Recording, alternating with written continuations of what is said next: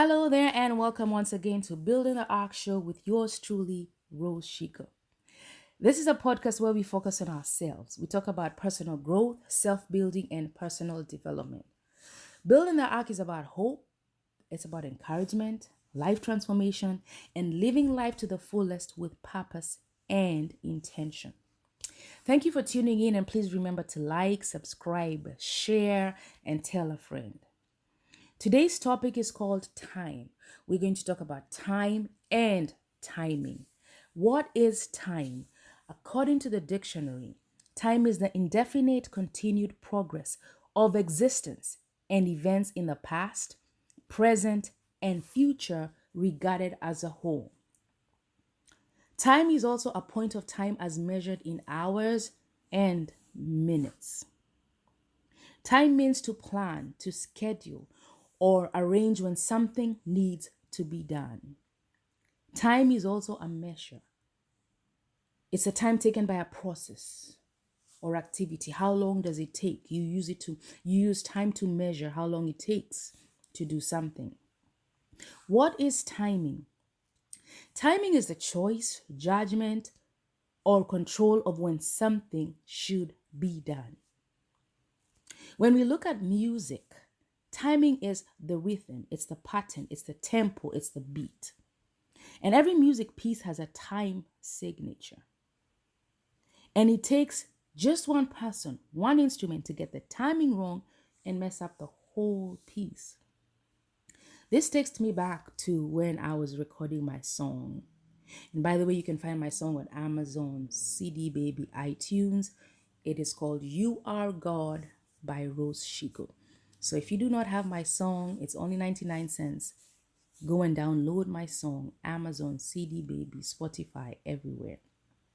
So when I was working on recording my song, it came to time for me to do my ad lib. And I was getting my timing wrong. I would come either earlier or after. So it took my producer to actually clap and tell me, you're coming in on beat number 3, clap number 3 or 4. Because I had to get it right. Because if I don't get the timing right, I mess up the whole song. So timing is important. Let's look at the word of God. And in the book of 1 Chronicles chapter 12 verse 32, it talks about a group of people and they're called the tribe of Issachar. The Bible says about this man that they were men who understood the times with knowledge of what Israel should do. This man stood apart. As the Bible talks about all other men, the other men and the other tribes, and these were mighty men of David, and they were preparing to go to war.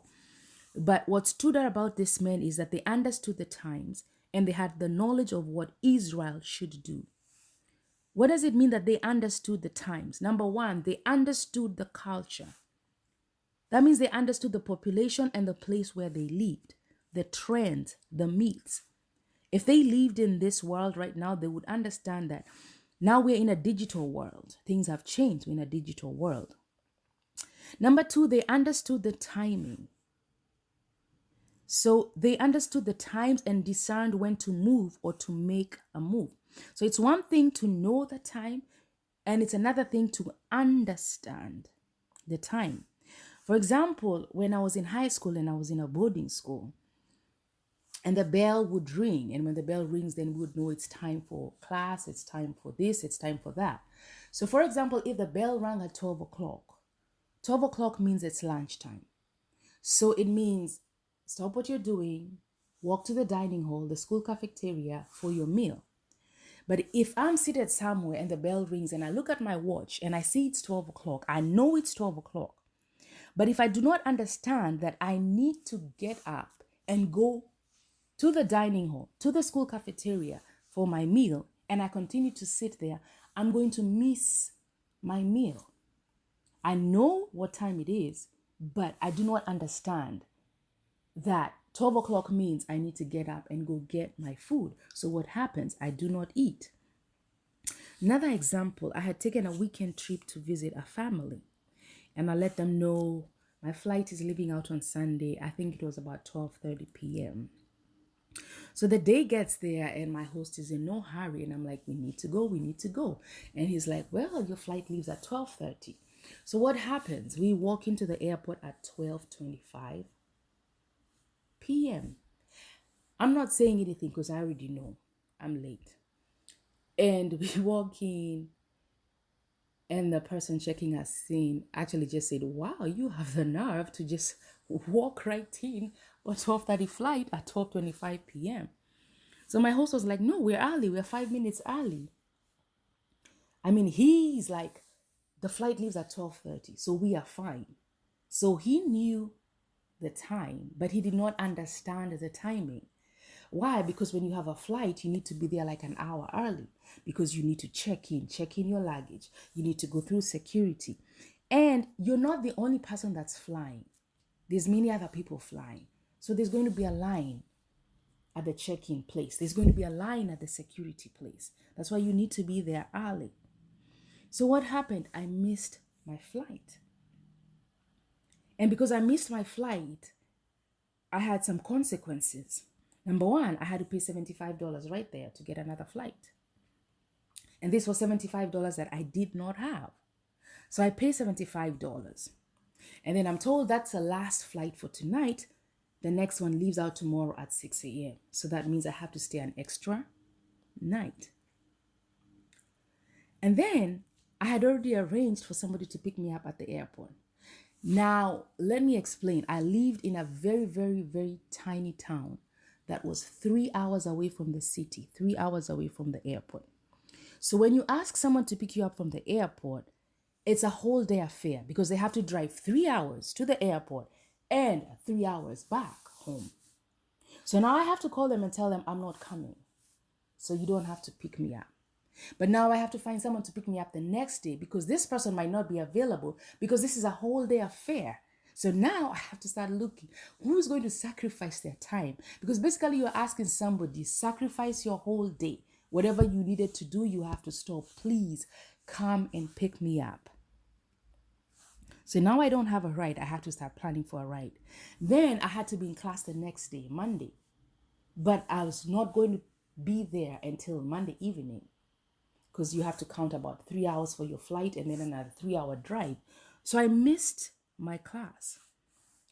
So those are the consequences that I went through because the timing was wrong. We got to the airport at the wrong time. So you need to know time and you need to understand timing so that you can execute accordingly.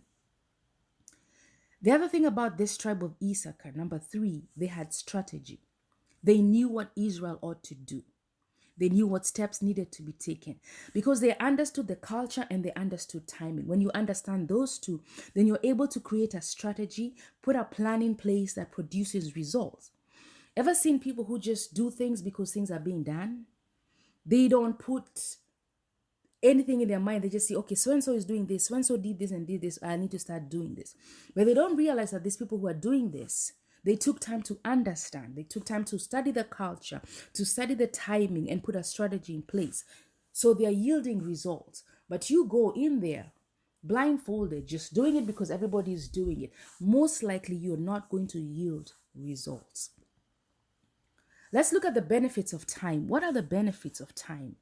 Time creates order and structure because time puts systems in place. With time, systems are set in place. Events and things are arranged and scheduled. Schedules are put in place, and there's a sequence and things following each other, creating a flow. The Bible says in Ecclesiastes chapter 3 from verse 2 to 8 that there's a time for everything. There's a time to be born, a time to die, a time to plant, a time to pluck, a time to break down, a time to build up, a time to weep, a time to laugh, a time to mourn, a time to dance, and so on and so forth. So there's a time for everything. And your mind and your body move with time. For example, you see changes in seasons, changes in technology. So your mind and body is going to move with that time. The other day I was going to the store and I walked out of the house, made like 2-3 steps and I came back in. I came back in because I did not have a mask on and I did not have hand sanitizer. Now, before the pandemic of COVID-19 that we are going through, you could just walk out of the house, go where you're going in public and come back, shake hands, talk to people. But now we have to take precautions because there's a pandemic. So if you're going in public, you have to have a mask and carry your hand sanitizer because you need to sanitize your hands depending on what you touch. And you need to stay 6 feet away from people. So time, you move with time. Time makes you move. Your mind and your body move with time. So I was about to walk out without the mask and the hand sanitizer, but I had to come back in because times have changed. So my body and my mind have to move with time. Number two, another benefit of time is time defines life's moments. You look at graduations, weddings, births in the family or deaths in the family, school, careers. Time defines life's moments. Number three, time gives direction. You know what to do because of time. So you know when to wake up, when to go to work, when to plant, when to eat, because time gives you direction. What are the lessons that we can learn about time? Number one, recognize time versus trying to change time. So value time, honor time, respect time, be aware of time, appreciate time, because time lost or wasted cannot be recovered. You can make up time, but you can never go back. Think about a parent who misses a child's performance. They can make up and buy the child anything they want, take them on trips and vacations, but they can never go back to that performance. They can make up, but they can never go back. So value, honor, and respect time. Recognize time because you're not going to be able to change it. Time is precious. I did a class one time with Coach Catherine Franklin. And a big shout out to Coach Catherine Franklin. And she asked us, what precious resource and precious commodity do you think you need so that you can achieve your dreams or what you want to do or become? And I think about the whole class, well, about 9 or 10, we all said money. And she said, no, it's not money. And we were wondering, well, I need money to start a business. I need money to go to school. I need money to do this. And she said, no, because money, you might not have it right now. You have to find a way to get it. But time is your most precious commodity. Time is your greatest resource. Because with time, you have no limits. Time is available to you. It is right there. So time is precious and time is a great resource. So use your time wisely because time lost or wasted cannot be recovered. Another lesson about time is it's available to all. Time is available to all. The book of Ecclesiastes chapter 9 verse 11 says, Ecclesiastes chapter 9 verse 11. It says that I returned and saw under the sun that the race is not to the swift, nor the battle to the strong, neither yet bread to the wise, nor yet riches to men of understanding, nor yet favor to men of skill, but time and chance happens to them all. Time and chance happens to everybody. Time is not for uncertain people. Time happens to everybody. Time is available to you. Time is available to me. Lesson number 3. What you do in your time defines where you are going in time. Let me explain. You look at a teenager who's spending his time with the wrong crowd. They're most likely going to end up doing the wrong things as per society standards. They're going to end up in some trouble because they're spending their time with the wrong crowd. If you look at a builder who spends his time building and constructing, soon that building will be completed and he'll begin to utilize that building because he spent his time building and constructing. So you become what you do in your time and with your time. We all have the same 24 hours. So what are you doing with your 24 hours?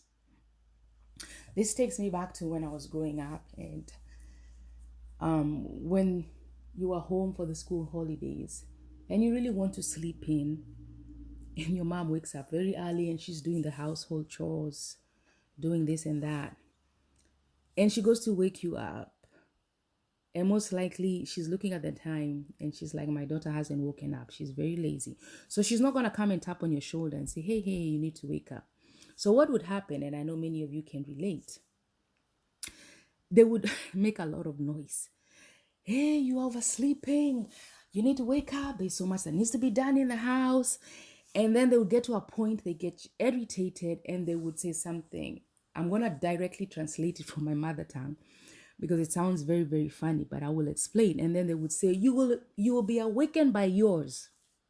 So basically what they were saying, you're refusing to wake up right now, you're being lazy right now, but one day your own responsibilities in life will wake you up.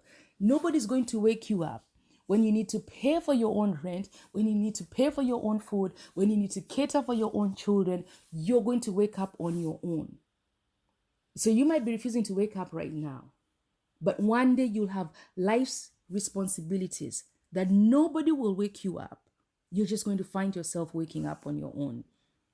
So we all have the same 24 hours. What are you doing with your 24 hours? Or are you waiting for that time when you have responsibilities and you realize, wow, I have so much to do and I have so much I need to achieve and I have so much time I wasted and I need to catch up and I need to do this.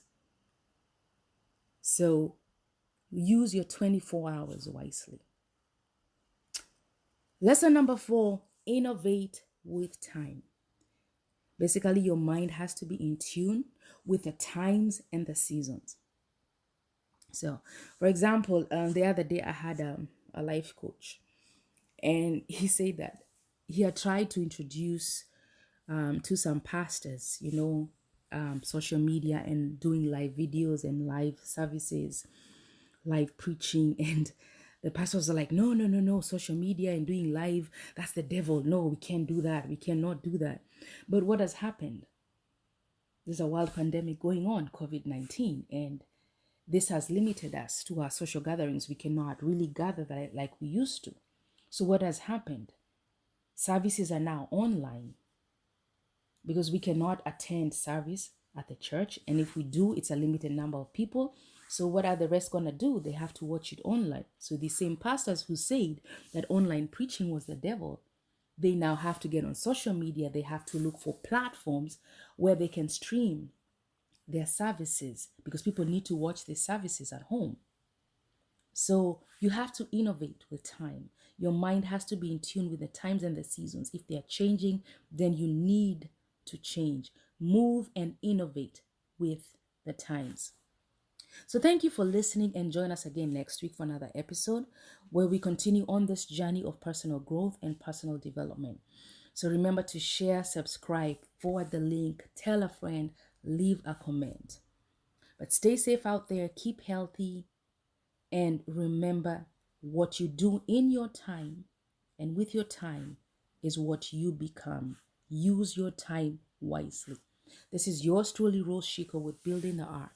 Be intentional, reevaluate, and implement.